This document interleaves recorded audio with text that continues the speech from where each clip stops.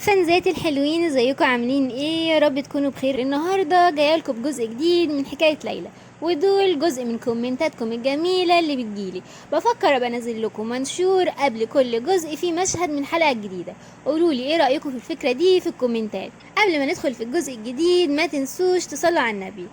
كنا واقفين في الجزء اللي فات على الملك لما كانت بتتناقش مع حد، وقالوا ان هم هيعقدوا اجتماع سري. طبعا احنا مستنيين نعرف نتيجة الاجتماع السري ده. للأسف مش هنبدأ بنتيجة الاجتماع. جزءنا بيبدأ بالخدم وهم بيقولوا سمعتوا اللي حصل، انتهت المحاكمة وعلى اي حال ده اللي كان متوقع. واحدة تانية من الخادمات بتقول انها عايزت بشكل خاص ان يعرف الجميع ان لينون ده شخص سيء جدا، وكويس ان السيدة اتخلصت منه اخيرا، وان دي عقوبة لمس سيدة دون معرفة مكانته. وخدامة تالتة بتقول ان مظهر السيدة قصدهم على ليلى يعني احسن بكتير، وانها مرتاحة. وبالمناسبة السيدة سيمور حبست نفسها في غرفتها الايام اللي فاتت كلها.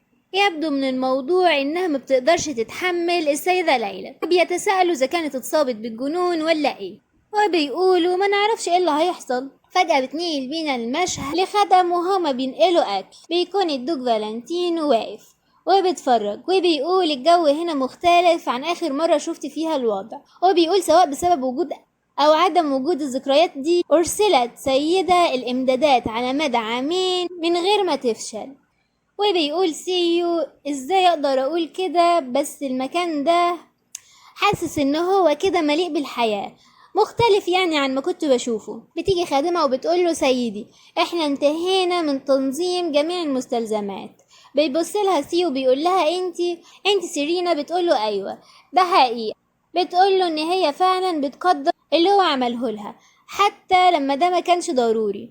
وبتقوله ان بفضله اتمكنت من العودة لمنصبها بسرعة، وكمان انها كانت ممكن تبقى في الشارع مع اخواتها الصغيرين بسبب غبائها، وان اذا تم طردها ما كانش هيكون عندها اي مكان تروح ليه. بيسألها الدك اذا كان مات والديها بسبب المرض. بتقوله ايوه كان ده من وقت طويل، وكان كل اللي سابوه وراه دين ضخم واخواتها اللي لازم عليها انها تعتني بيهم، وعشان كده في الوقت ده كل اللي هي عايزته الهروب. وكانت فعلا هتعمل ده لكن ما قدرتش تعملها وصعب عليها اخواتها، وما قدرتش تفكر في الموضوع ده مرة تانية أبدا.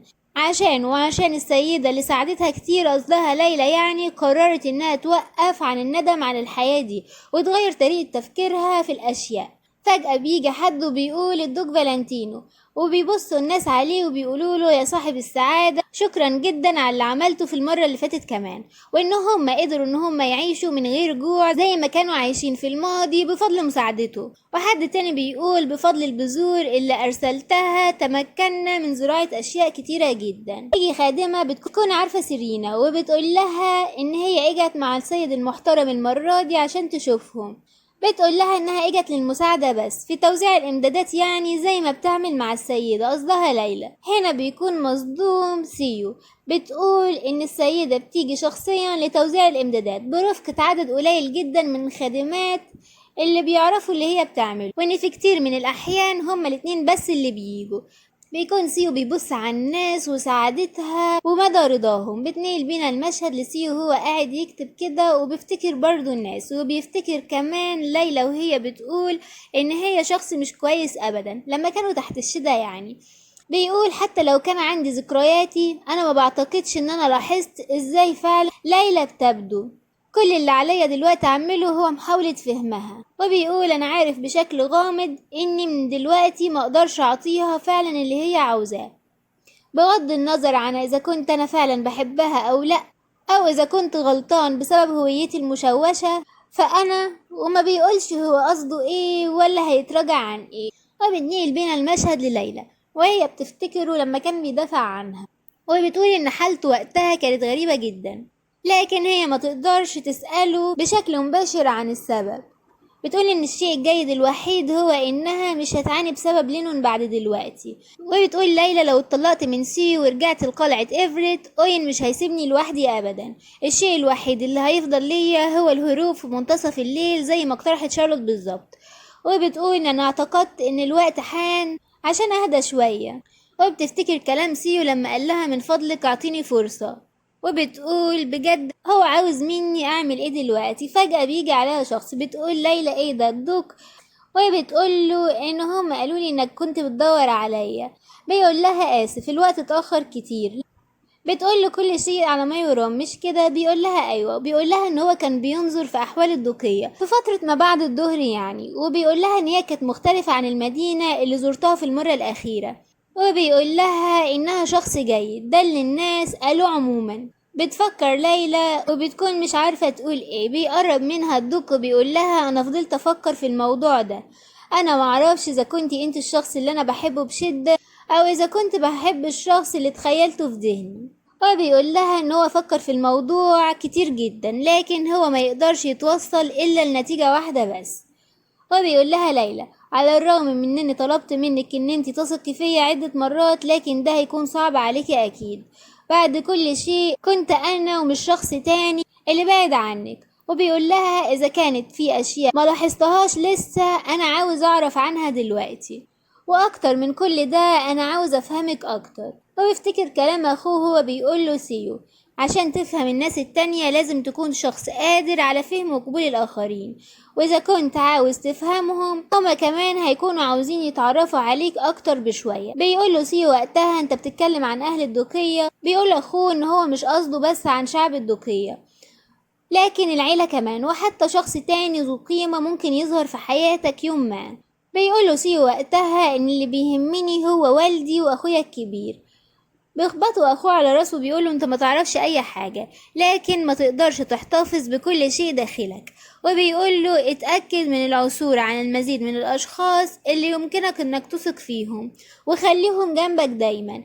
عليك ان انت تعمل دايما اللي بتحبه، اكتر من كل ده ما تكذبش ابدا بشأن مشاعرك الحقيقية. بيجي الدكتور هو بيقول لي ليلى اللي انا بشعر بيه في قلبي دايما ما كانش ابدا كذب. وبيقول لها ان هو ما حسش ولا لحظة واحدة ان الكلام ده مش حقيقي، هو بس عاوز يقول لها ده.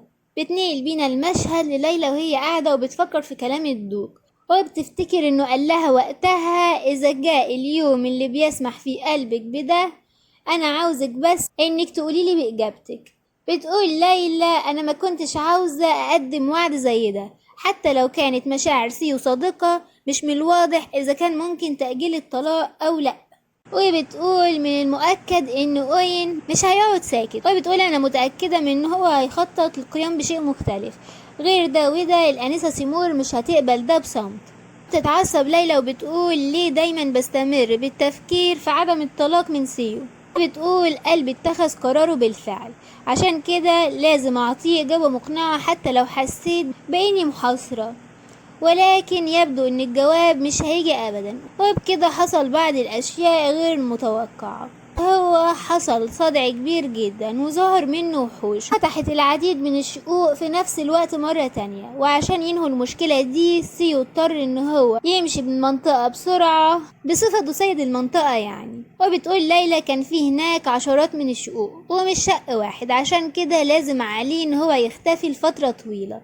بيجي الدوق وبيقول لها ليلى ممكن تقبلي ده من فضلك؟ بتبص ليلى بتلاقي انها العملة المعدنية اللي كان اخوه عطيها له. يقول لها سيو ان هو عاوز منها انها تحتفظ بيه. بتقول له ليلى انت ليه بتعطيني ده، وان هي سمعت ان هو شيء بيبقيه امنا. يقول لها سيو ده السبب اللي خلاني اعطيهولك، فكري في الموضوع على انه زي تميمة يعني، وان الرحلة هتكون طويلة وده هيحميها اثناء رحيله. بتقوله ليلى بكل حزن ارجع بالسلامة وانا هرجعها ليك اكيد وقتها. بيبص لها سيو بيقرب منها كده بكل رومانسية وبيقول لها ليلى اشوفك بخير. بتقوله ليلى برضو بكل رومانسية اتمنى ليك رحلة امنة. وبالفعل بيمشي. بتكون ليلى حزينة على فراقه جدا. شارلوت بتقول لليلى الجو هيبقى بارد عشان كده لازم ان هما يدخلوا دلوقتي. يا ترى الدوك هيرجع بالسلامة من الرحلة دي وهينجو من الشقوق، ولا اوين ممكن يعمل فيه حاجة ويستغل الفرصة، او تكون خدعة اصلا من ساحر اوين، او ممكن كمان في دخل للملكة بالموضوع، وهل ممكن يحصل حاجة ليلى ذات نفسها ولا لا؟ ده اللي هنعرفه من خلال القصة. ما تنسوش تعملوا لايك واشتراك في القناة وتسيبوا رأيكم في كومنت زي ما اتفقنا. إلى اللقاء في الفصل القادم.